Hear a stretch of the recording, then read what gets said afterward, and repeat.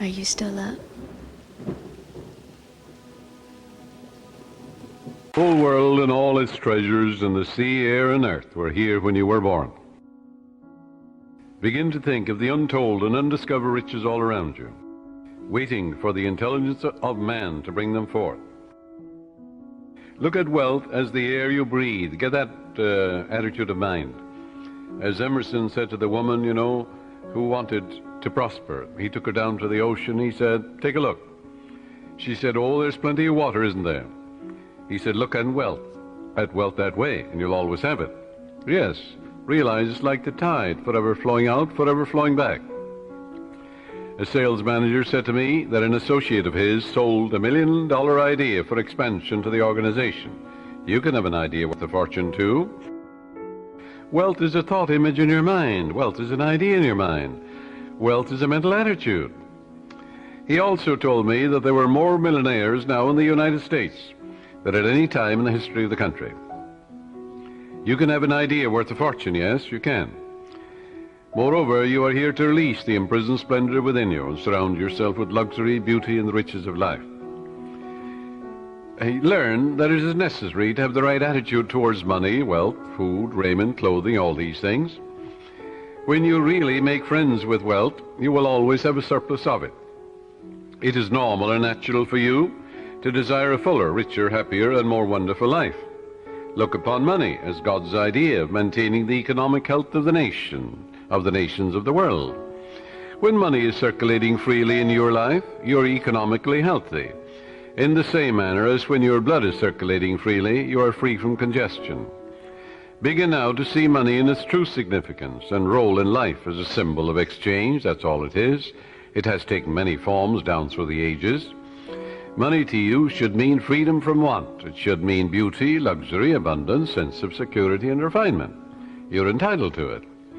Being poor is a disease. It is a mental attitude. A young woman, a very good writer, who had had several articles accepted for publication, said to me one time, "I don't write for money." I said to her, "What's wrong with money?" "It's true you don't write for money, but the labor is worthy of his hire. What you write inspires, lifts up, and encourages others. When you adopt the right attitude, financial compensation will automatically come to you freely and copiously." She actually disliked money. Once she referred to money as filthy lucre. Going back, I suppose, the early days where she heard mother or somebody say money is evil, or the love of money is the root of all evil, and all these things without any understanding at all. It's a rank superstition to say money is evil or a filthy lucre. This woman had a subconscious pattern that there was some virtue in poverty. There isn't. It's a sickness, a disease. I explained to her that there was no evil in the universe, and that good and evil were in the thoughts and motivations of men. All evil comes from misinterpretations of life and misuse of the laws of mind. In other words, the only evil is ignorance, and the only consequence is suffering. It would be foolish to pronounce uranium, silver, lead, copper, iron, cobalt, nickel, calcium, or a dollar bill evil. How absurd, grotesque, and stupid that is. The only difference between one metal and another is the number and rate of motions of electrons revolving around a central nucleus. A piece of paper such as a $100 bill is innocuous, and the only difference between it and a copper or lead is that the atoms and molecules with their electrons and protons are arranged differently for the physical evidences of money. Here's a simple technique she practiced which multiplied wealth in her experience. My writings go forth to bless, heal, inspire, elevate, and dignify the minds and hearts of men and women. And I am divinely compensated in a wonderful way. I look upon money as divine substance, for everything is made from the one spirit. I know matter and spirit are one. Money is constantly circulating in my life, and I use it wisely and constructively. Money flows to me freely, joyously, and endlessly. Money is an idea in the mind of God. It is good and very good. That's a wonderful prayer.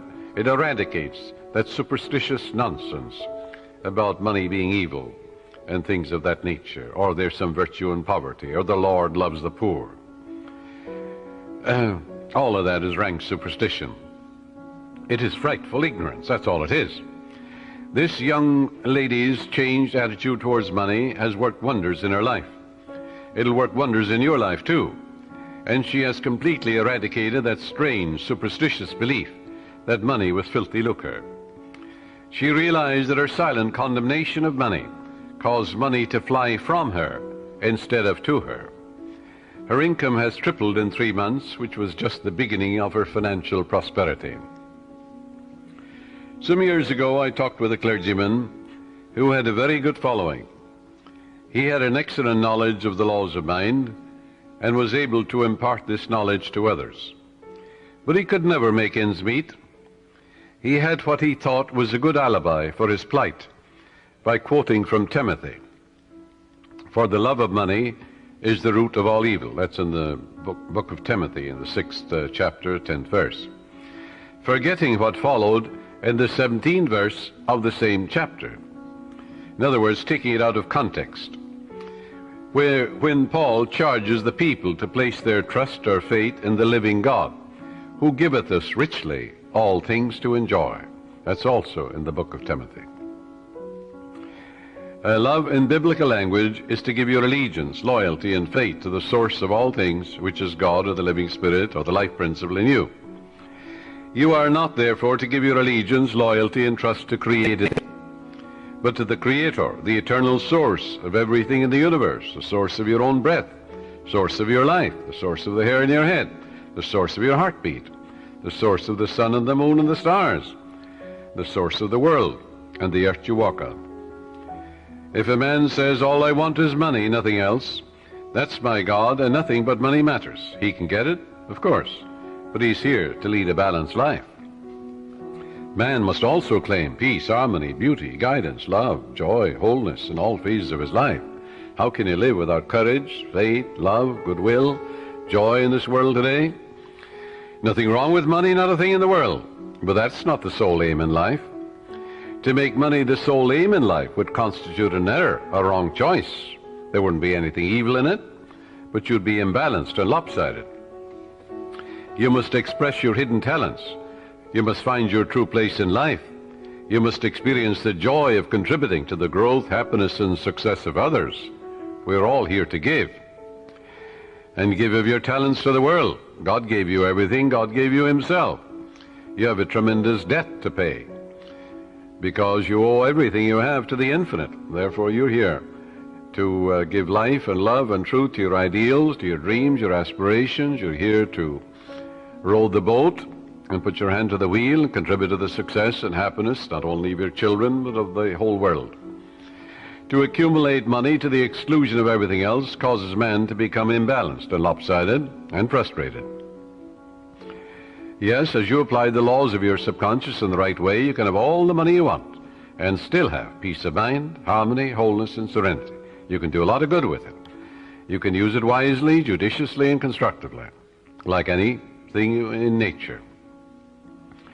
You can use your knowledge of philosophy in a constructive way, or you can begin to brainwash impressionable minds with communism and all the rest of it. I pointed out to this minister how he was completely misinterpreting the scripture and pronouncing pieces of paper or metals evil, when these were neutral substances, for there is nothing good or bad, but thinking makes it so. He began to see all the good he could do with more money for his wife, family, and parishioners. He changed his attitude and let go of his superstition. He began to claim boldly, regularly, and systematically, Infinite Spirit reveals better ways for me to serve. I am inspired and illumined from on high, and I give a divine transfusion of faith and confidence in the one presence and power to all those who hear me. I look upon money as God's idea, and it is constantly circulating in my life and that of all the people who surround me. We use it wisely, judiciously, and constructively under God's guidance and God's wisdom. This young clergyman made a habit of this prayer, knowing that it would activate the powers of his subconscious mind. Today he has a beautiful church which he wanted. The people built it for him. He has a radio program and has all the money he needs for his personal, worldly, and cultural needs. I can assure you he no longer criticizes money. If you do, it'll fly away from you, because you're condemning that which you're praying for. Now, follow this technique which I'm going to outline for you, and you'll never want for wealth all the days of your life, for it is the master key to wealth. The first step is to reason it out in your mind that God, or the life principle, or the living spirit, is the source of the universe, the galaxies in space, and everything you see. Whether you look at the stars in the sky, the mountains, the lakes, the deposits in the earth and the sea, or all animals and plants. The life principle gave birth to you, and all the powers, qualities, and attributes of God are within you. Come to a simple conclusion that everything you see and are aware of came out of the invisible mind of the infinite, or the life principle. And that everything that man has invented, created, or made came out of the invisible mind of man. And the mind of man and the mind of God are one, for there's only one mind. That mind is common to all individual men. Everyone is an inlet and an outlet to all that is. Come now to a clear-cut decision that God is the source of your supply of energy, vitality, health, creative ideas, the source of the sun, the air you breathe, the apple you eat, and the money in your pocket. For everything is made inside and out of the invisible. It is as easy for God to become wealth in your life as it is to become a blade of grass or a crystal of snow. The second step, decide now to engrave in your subconscious mind the idea of wealth. Ideas are conveyed to the subconscious by repetition, faith, and expectancy. By repeating a thought pattern or an act over and over again, it becomes automatic, and your subconscious being compulsive, you will be compelled to express wealth. The pattern is the same as learning to walk, swim, play the piano, type, or drive a car. You must believe in what you're affirming. It's not mumbo-jumbo, it's not idle affirmations. You must believe in what you're affirming, like you believe that when you put seeds in the ground, they grow after their kind. And the seeds are thoughts deposited in your own subconscious mind. Realize that what you are affirming is like the apple seeds you deposit in the ground, and they grow after their kind. You can imagine the seeds going from your conscious to your subconscious mind and being reproduced on the screen of space. By watering and fertilizing these seeds, you accelerate their growth. Know what you are doing and why you are doing it. You're writing it with your conscious pen in your subconscious mind. Because you know, wealth is walk down the street and you see it. Can you count the flowers along the road as you drive? Can you count the sands on the seashore? Can you count the stars in the sky? Can you count the wealth that you're walking on? Yes, underneath you. Maybe oil, gold, silver, uranium. Do you ever think of the riches of the sea, the soil, the air? So third step is repeat the following affirmation for about 5 minutes, night and morning. I am now writing in my subconscious mind the idea of God's wealth. God is the source of my supply, and I know God is the life principle within me, and I know I'm alive. And all my needs are met at every moment of time and point of space. God's wealth flows freely, joyously, and ceaselessly into my experience, and I give thanks for God's riches forever circulating in my experience.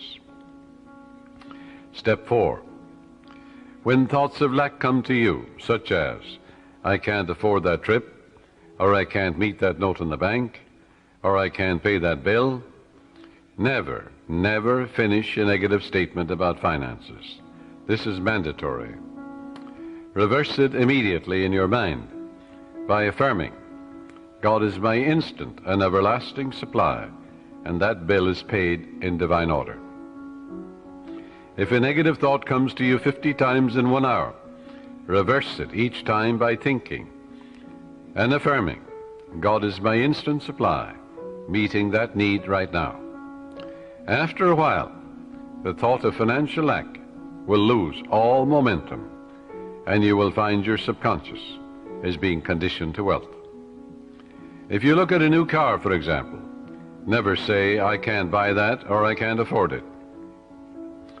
Your subconscious takes you literally and blocks all your good.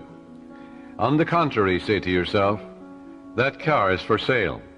It is a divine idea, and I accept it in divine order through divine love.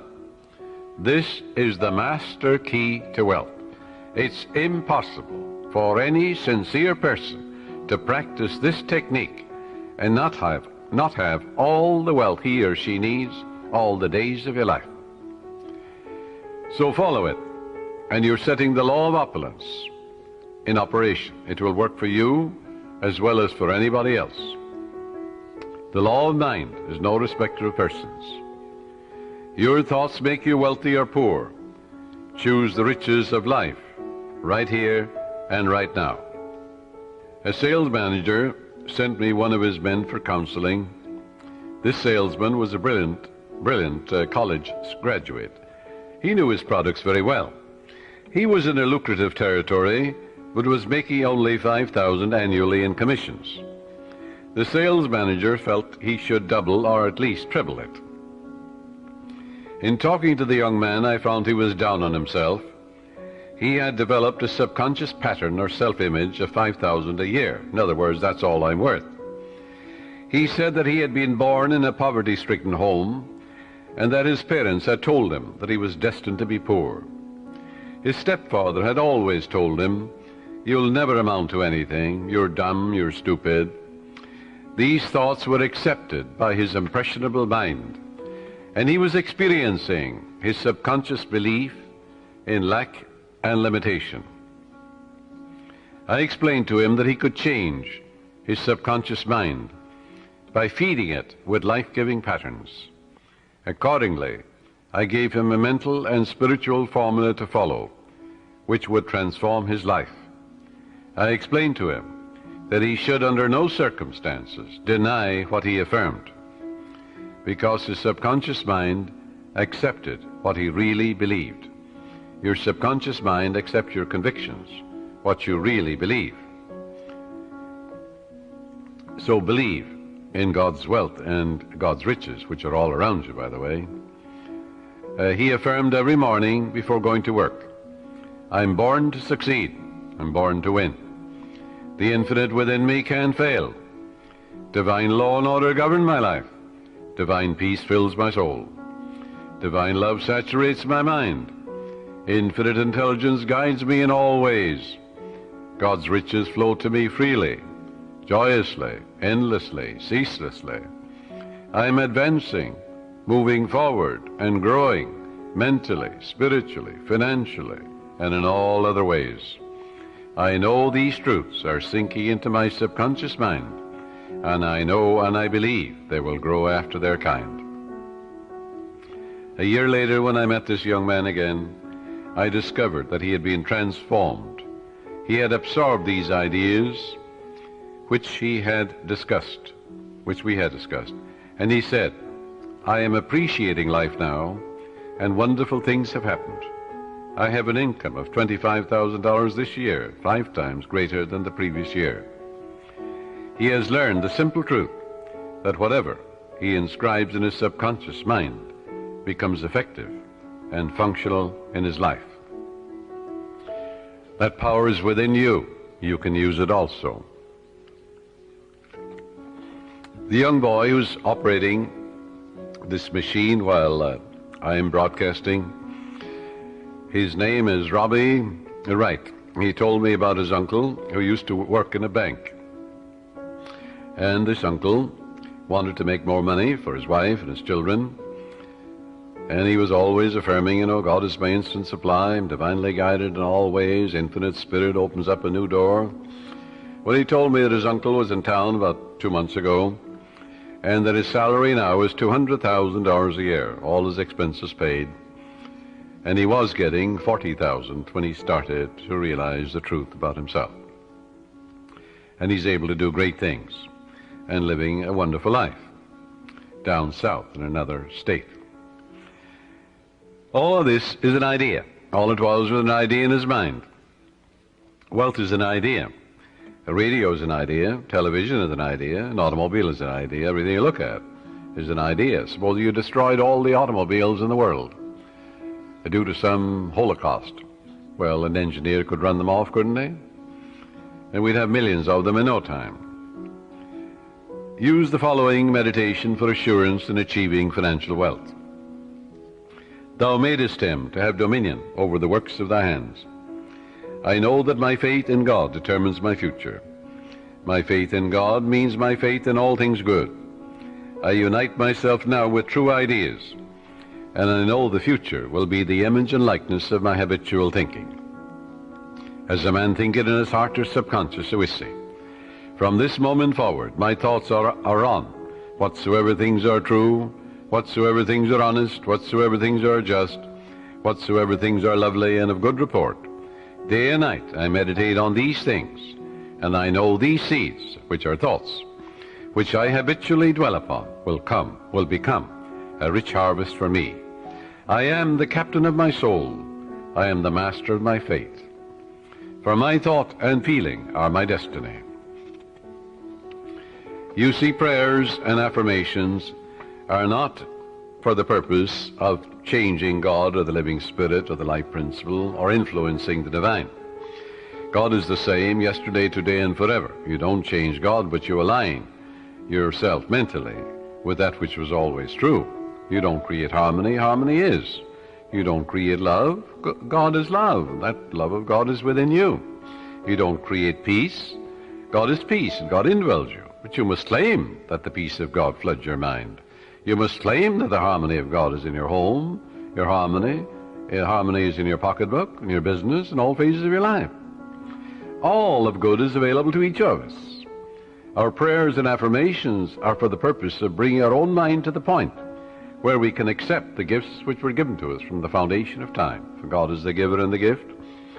The oil was in the ground before you were born, before any man walked the earth. So was gold and silver, uranium and lead and copper and all the metals that we use today. They were all there. Didn't it take a little intelligence in the mind of man to find these things? Yes, so if you send two men to Utah, and one man is a geologist, or he may be also a mineralogist, and he finds nothing. Another man goes, in the first 5 minutes he finds a vein of uranium or silver, in the same territory, in the same land. Where was the wealth? The wealth was in the mind of the second man. He believed in a guiding principle. The other fellow found nothing. He was walking on it. So there's a guiding principle that will lead you. That's what led men to find gold and silver and oil and lead and all these things. We don't need to work on conditions. We need only to work on ourselves. The only place we can cure our lack and limitation is in our own mind. Be ye transformed by the renewal of your mind. When we have done it there, we shall find that the world, that is your body, your environment and conditions, will be a mathematical reflection of your inner state of mind. Whatsoever things ye ask for when ye pray, believe that ye have received them and ye shall have them. That is the basis of all successful prayer, whether for the healing of our bodies, for prosperity, success, for achievement, or for material benefits.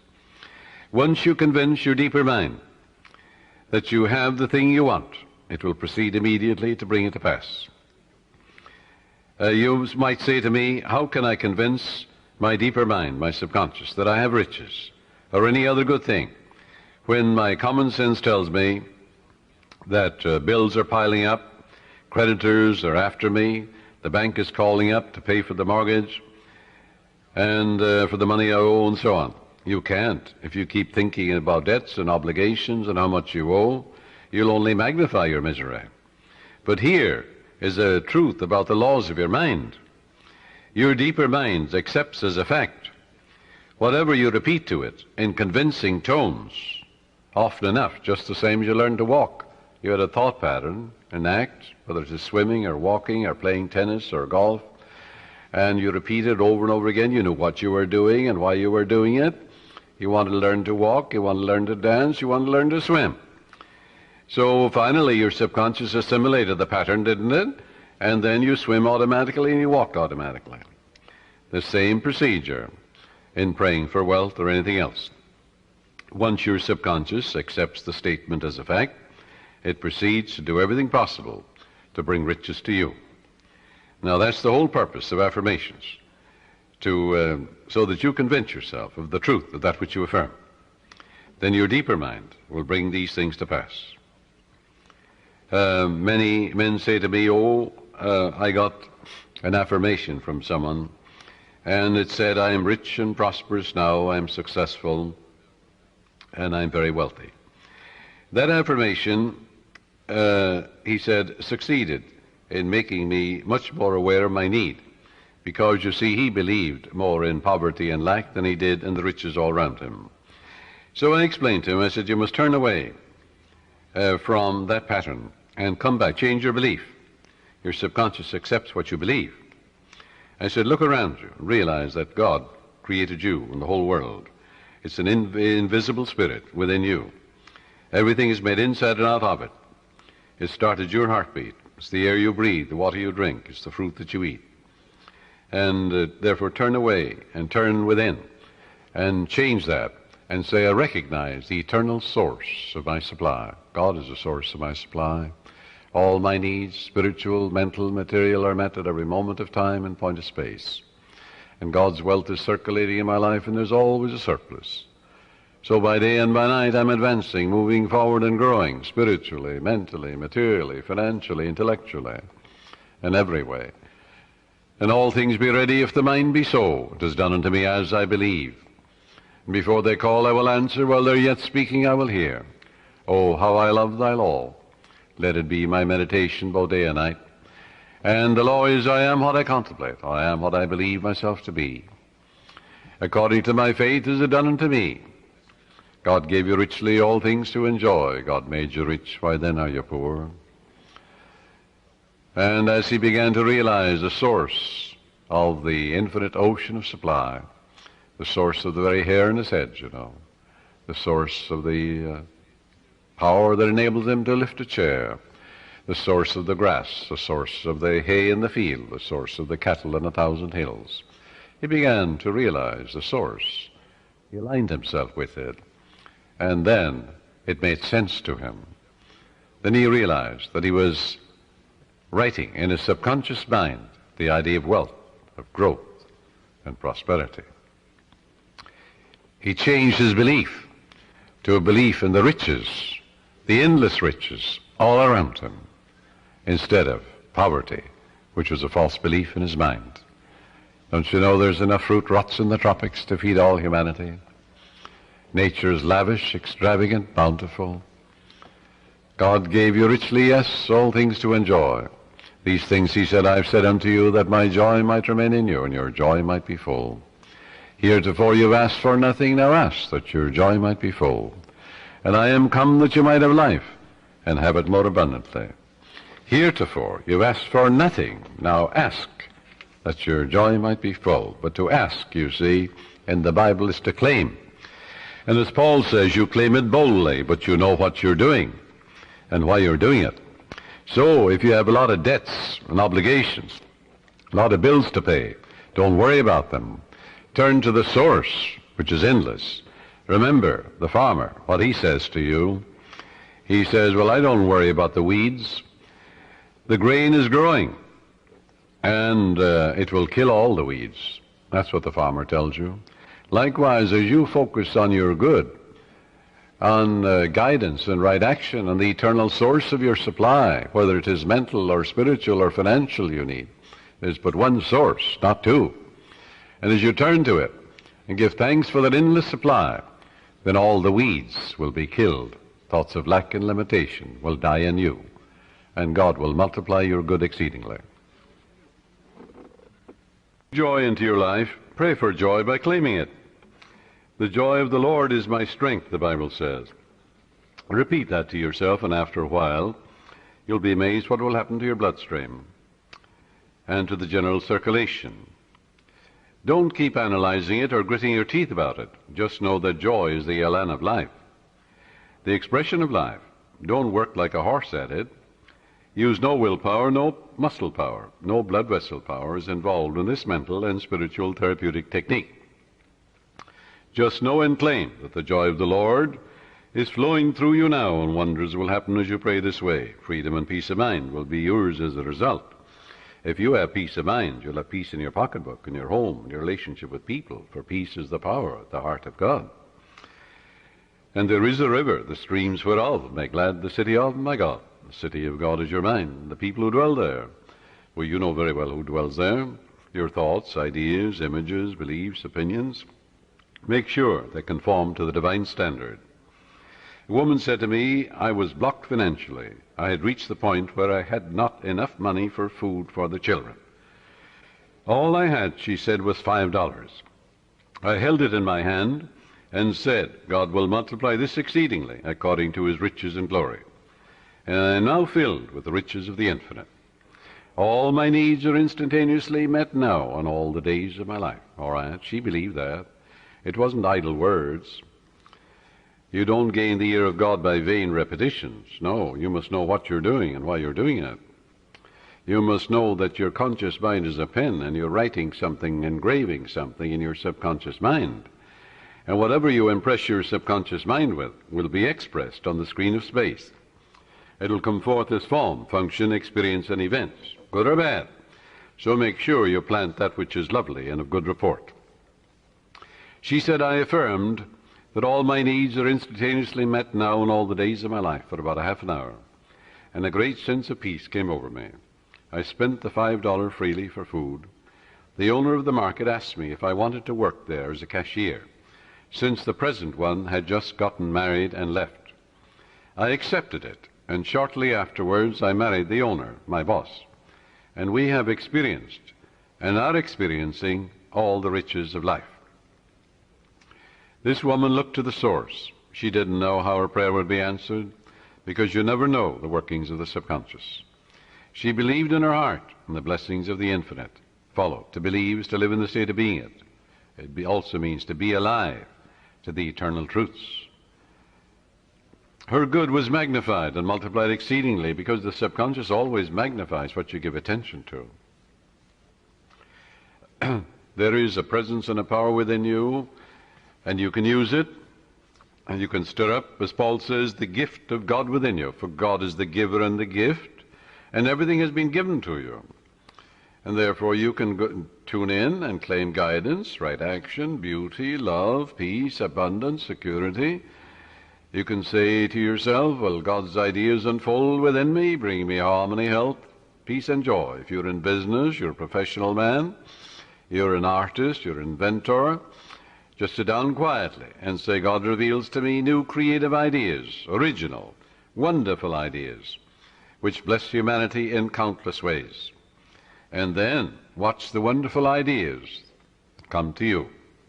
And they will come, because when you call, it answers. Remember what it says in the Bible? Call upon me, I'll answer you. I'll be with you in trouble. I'll set you on high, because you have known my name. And the name means the nature. Well, the nature of infinite intelligence is responsiveness. Call, the response comes. Constantly affirm, feel and believe that God multiplies your good exceedingly, and you will be enriched every moment of the day, spiritually, mentally, intellectually, financially, and socially, for there's no end to the glory of man for his daily living. Watch the wonders that will happen as you impress these truths in your subconscious mind. As you listen to this tape, this cassette, let these truths sink into your subconscious, and they will, and they are. And you're engraving them. And the more often you do this, well, the quicker you will impregnate your deeper mind. You'll experience a glorious future in a financial way, in every way, too. Watch your thoughts. Never talk about economic lack and limitation. Never talk about being poor or in want. It is very foolish to talk to your neighbors or relatives about hard times, financial problems, and like matters. Count your blessings. Begin to think prosperous thoughts. Talk about the divine riches present everywhere. Realize that the feeling of wealth produces wealth. When you talk about not having enough to go around and how little you have, and how you must cut corners and eat the cheapest meat, these thoughts are creative, and you are only impoverishing yourself. Use the money you now have freely. Release it with joy, and realize that God's wealth flows to you in avalanches of abundance. Look up to the source. As you turn to the divine presence within you, the response will come. It is written, He careth for you. You will find neighbors, strangers, associates adding to your good, and also to your supply of material things. Make it a practice to pray for divine guidance in all your ways, and believe that God, or the Supreme Intelligence, is supplying all your needs according to His riches and glory. Claim it boldly. Come boldly to the throne of grace, Paul says. And grace, when it's removed from its mystique, is simply the mathematical, orderly reflection of your habitual thinking and imagery. In other words, there's supreme intelligence that responds to your conscious thinking and imagery. Pray for divine guidance, therefore, in all your ways. As you make a habit of this attitude of mind, you will find the invisible law of opulence can and will produce visible riches for you. Recently, a doctor told me that her constant prayer was as follows: I live in the joyous expectancy of the best, and invariably the best comes to me. My favorite Bible verse, she said, with which I saturate my mind is, He giveth to all life and breath and all things. That's from the book of Acts, 17th chapter, 25th verse. She has learned that she is not dependent on people for joy, health, success, and happiness or peace of mind. She looks to the living Spirit Almighty within her for promotion, achievement, wealth, success, and happiness. Whosoever trusteth in the Lord, happy is he. That's from the book of Proverbs, 16th chapter, 20th verse. Contemplate promotion, success, achievement, illumination, and inspiration, and the Spirit of the Almighty will move in your behalf, compelling you to express fully what you meditate on. Let go now and permit the infinite riches of the Infinite One to open up new doors for you. Let wonders happen in your life. In prayer therapy, avoid struggle and strain. Don't try and force things. How could you add power to omnipotence? Can you make a seed grow? You can't. Plant it in the ground. It will grow. The oak is in the acorn. The apple is in the apple seed. The archetype or pattern is there, but you must deposit it in the soil where it dies, undergoes dissolution, bequeaths its energy to another form of itself. Spiritual-minded man, he looks at an acorn, he sees a forest, you know. Yes, that's the way your subconscious works. It magnifies your good exceedingly. So avoid strain, since this attitude is indicative of your unbelief. If you're worrying and fearful and anxious, well, that inhibits your good. That brings about blocks and delays and impediments in your life. What does fear do? That which I greatly feared has come upon me. Reverse it. That which I greatly love comes into my experience. Love is emotional attachment. In your subconscious is all the wisdom and power necessary to solve any problem. Your conscious mind is prone to look at external conditions and tends continually to struggle and to resist. Remember, however, it is the quiet mind that gets things done. Quiet your body periodically. Tell it to be still and relax. It has to obey you. Your body moves as moved upon. Your body acts as acted upon. Your body has no self-conscious intelligence, no volition, no will. It moves as moved upon. You can play a melody of God on your body. When your conscious mind is quiet and receptive, the wisdom of your subconscious rises to the surface mind, and you receive your solution. A beauty parlor operator told me that the secret of her success was that every morning prior to opening her beauty salon, She had a quiet period in which she affirms, God's peace fills my soul, and God's love saturates my whole being. God guides, prospers, and inspires me. I am illumined from on high, and His healing love flows from me to all my clients. Divine love comes in my door. Divine love goes out of my door. All those who come into my salon are blessed, healed, and inspired.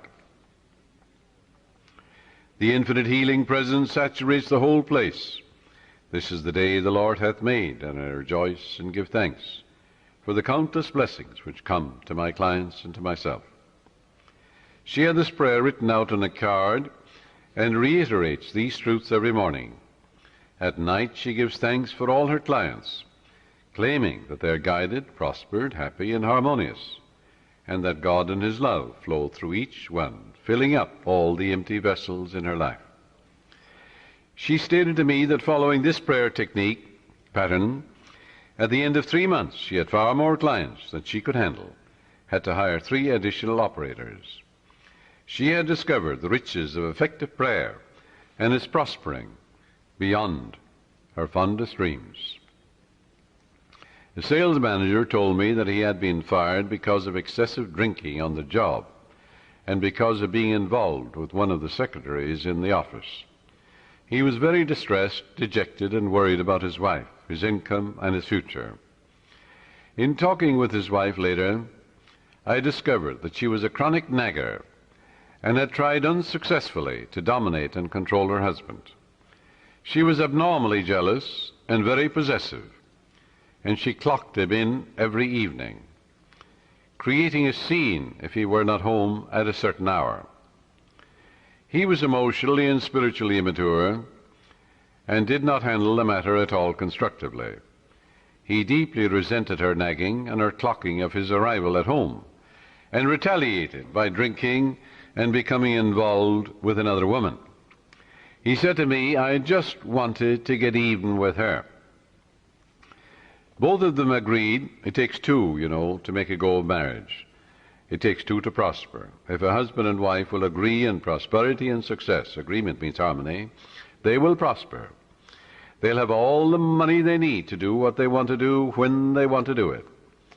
And when you have all the wealth you need to do what you want to do when you want to do it, you're as rich as Croesus.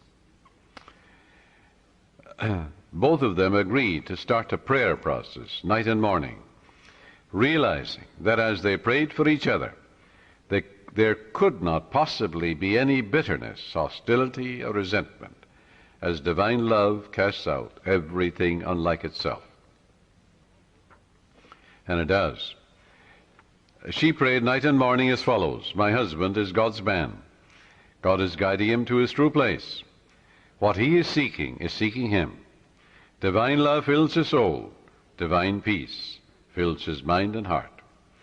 He is prospered in all his ways, spiritually, mentally, financially, socially, every way. By day and by night he's advancing, moving forward and growing, spiritually, mentally, financially, socially, intellectually, in all ways, for life itself is growth. There are harmony, peace, love, and understanding between us. It is divine right action and divine peace operating in our lives. And he prayed for his wife night and morning as follows. My wife is God's child. She's the daughter of the infinite, a child of eternity. Divine love fills her soul, and it is written, he careth for her. Divine love, peace, harmony, and joy flow through her at all times. She's divinely guided and prospered in all her ways. For to prosper is to grow along all lines. There are harmony, peace, love, and understanding between us. I salute the divinity in her, and she salutes the divinity in me. As both of them became relaxed and peaceful about the situation, they realized that only good can come out of this situation. Soon he received a phone call from the president of the company calling him back, stating that he had heard he had had a reconciliation with his wife, and at the same time he praised him for his past achievements and accomplishments for the organization. Actually, his wife, without his knowledge, had visited the president of the company and had told him the whole story, how happy they now were, and how the other woman had vanished out of his life. She told how they were now praying together. He was impressed, and she and her husband discovered very quickly the riches of scientific prayer. For the riches of the infinite are within you. You can know if you have succeeded in prayer by the way you feel. If you remain worried or anxious, if you're wondering how, when, and where, or through what source, your answer will come, you are meddling. This indicates you do not really trust the wisdom of your subconscious. Avoid nagging yourself all day long, or even from time to time. When you think of your desire, lightness of touch is important. Remind yourself that infinite intelligence has taken care of it in divine order, far better than you can by tenseness of your conscious mind. For example, if you say, well, I need $5,000 by the 15th of next month, or the judge must make a decision for me by the 1st of the month, otherwise I lose my home, my mortgage, and so on. That's fear and anxiety and tension. What will that do? Bring blocks and delays, impediments and difficulties into your life. Always go to the source. Remember, in peace and in confidence shall be your strength. When you're anxious and tense and worried, that will not bring about prosperity or peace of mind or health or anything. Go back to the source. Come to a place of absolute rest in your mind and say to yourself, reiterate these truths. It is done unto me as I believe. Go thy way as thou hast believed, so be it done unto thee. All things be ready if the mind be so, which means all I have to do is ready my mind to receive the benediction, the guidance, the wealth, the answer, the solution, the way out. According to my faith is done unto me. Go thy way, thy faith hath made thee whole. Go in peace, thy faith hath made thee whole. And all things are ready if the mind be so. The light of God shines in me. The peace of the everlasting God fills my soul, and quietness and confidence shall be my strength. God gave me richly all things to enjoy. With God all things are possible. Reiterate these simple truths, and say, the Lord is my shepherd, I shall not want. He maketh me to lie down in green pastures. He leadeth me beside the still waters. He restoreth my soul. When I call upon him and he answers me, he'll be with me in trouble. He'll set me on high, because he hath known my name. God is my instant everlasting supply, and ever-present help in time of trouble. Reiterate these truths. Read a psalm like the 23rd and 91st Psalm, and go over these psalms quietly, peacefully, and lovingly. You'll get to a point of rest and peace in your mind, and you realize that God is never late, and that God is your instant and everlasting supply, guiding and directing you, revealing to you everything you need to know, opening up the door for you, revealing to you the solution, and God's riches are circulating in your life, and there's always a surplus. Then, when you act that attitude of mind, the way will open up, the dawn will appear, and the shadows will flee away. But you won't get an answer by worry and fear and tension and anxiety. This will only attract more lack, more difficulties. So reverse it. Go back to the source. Reiterate the truths you know. Dwell upon the truths of God, such as God is absolute peace, absolute harmony, boundless wisdom, infinite intelligence, the ever-living one, the all-wise one, the all-knowing one, the self-renewing one, knows all and sees all, the source of all blessings. That will quiet your mind. That will give you peace. And when the mind at peace always gets the answer, for in quietness and in confidence shall be your strength. And God knows only the answer. So learn to let go and relax. Do not give power to the externals or conditions. Give power and allegiance to the infinite presence and power within you. The swimming instructor tells you that you can float on the water, which will support you if you remain quiet, still, and at peace. But if you get nervous, tense, fearful, you will sink. When you are seeking wealth, prosperity, success, or a spiritual healing, or anything, Feel that you're immersed in the holy omnipresence, like you feel you're in the ocean or in a swimming pool. And realize the golden river of life, love, truth, and beauty are flowing through you now, transforming your whole being into the pattern of harmony, love, peace, and abundance. Feel yourself swimming in the great ocean of life. That sense of oneness will restore you, for he restoreth my soul. The following meditation will bring many wonderful things into your life. Listen to it and say, these truths are sinking into my subconscious mind. I picture them going from my conscious to my subconscious, like seeds I'm depositing in the soil. I know that I mold, fashion, and create my own destiny. My fate is in the infinite being which created all things. And my faith in God is my fortune. This means an abiding faith in all things good. I live in the joyous expectancy of the best, and only the best comes to me. I know the harvest I will reap in the future, because all my thoughts are God's thoughts, and the power of God is with my thoughts of good. My thoughts are the seeds of goodness, truth, beauty, and abundance.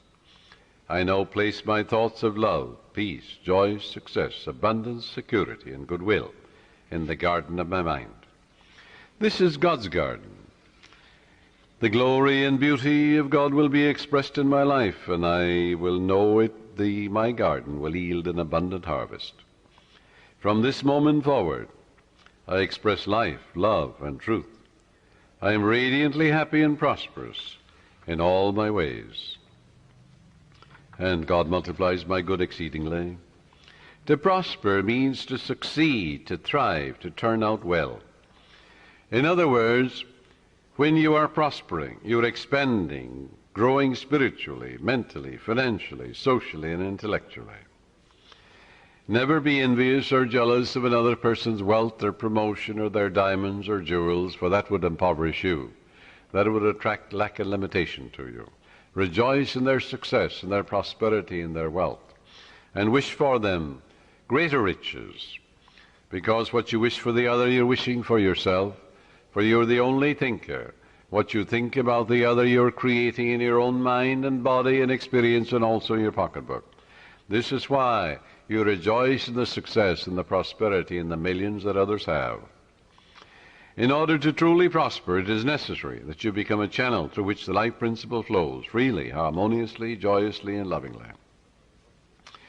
I suggest that you establish a definite method of working and thinking, that you practice it regularly and systematically every day. One young man who consulted me had experienced a poverty complex for many years, had received no answers to his prayer. He had prayed for prosperity, but the fear of poverty continuously weighed on his mind. And naturally, he attracted more lack and limitation than prosperity. The subconscious mind accepts the dominant of two ideas. Change your mind from belief in poverty, but begin to believe in God's riches, which are all around you. Infinite riches. After talking with me, he began to realize that his thought image of wealth produces wealth, that every thought is creative, unless it is neutralized by a counter thought of greater intensity. Furthermore, he realized that his thought and belief about poverty was greater than his belief in the infinite riches all around him. Consequently, he changed his thoughts and kept them changed. I wrote out a prosperity prayer for him as follows. It will benefit you. I know there is only one source, this is the prayer, the life principle, the living spirit, from which all things flow. It created the universe, and all things therein contained. I am a focal point of the divine presence. My mind is open and receptive. I am a free-flowing channel for harmony, beauty, guidance, wealth, and the riches of the infinite. I know that wealth, health, and success are released from within and appear in the without. I am now in harmony with the infinite riches within and without. And I know these thoughts are sinking into my subconscious mind and will be reflected on the screen of space. I wish for everyone all the blessings of life. I am open and receptive to the divine riches, spiritual, mental, and material, and they flow to me in avalanches of abundance. This young man focused his thoughts on God's riches rather than on poverty, and made it a special point never to deny what he affirmed. Many people pray, for wealth, and they deny it. An hour later they say, I can't afford this, I can't make ends meet. They're making a mockery of their prayer. They're like the man that gets into a taxi in New York, and he's going to the airport, and on the way he says to the taxi driver, oh, take me back home, I forgot my passport. So he goes back. Then he said on the way again, oh, I better go to my club, I forgot my wallet. So the taxi driver takes him to his club. And he says, oh, I forgot some letters at my grandmother's. So off he goes to the grandmother. And he gives a half a dozen directions in a half an hour to the taxi driver. Finally, the taxi driver takes him into the police station because he realized he's mental. Well, now this is the way millions of people pray, even in the New Thought movement. They give a half a dozen directions to their subconscious mind in a half an hour or an hour. The subconscious is so confused and perplexed, it doesn't know what to do, it doesn't do anything. So it results in plain frustration. Frustration, it comes from frustrare, to deceive, to work for nothing. So you don't put a seed in the ground and then dig it up. Stop contradicting what you've affirmed. And that's the way people pray for prosperity. They're constantly denying what they're affirming. And they're making a mockery of prayer. So this young man focused his thoughts on God's riches rather than poverty, and he stopped saying, I can't afford, or I can't buy that piano, or I can't buy that car. He never used the word can't. Can't is the only devil in the universe. Your subconscious takes you literally and blocks all your good. Now, in a month's time, his whole life was transformed.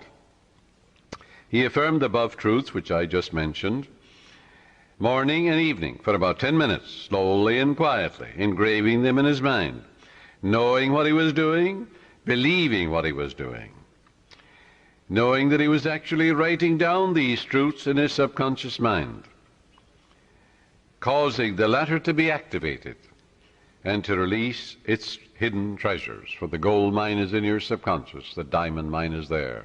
It's the source of all the riches of heaven.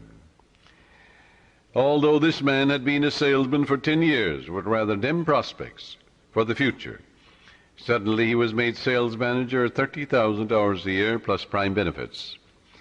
Your subconscious has ways that you know not of. It's impossible to impregnate your subconscious mind with the idea of wealth and be poor.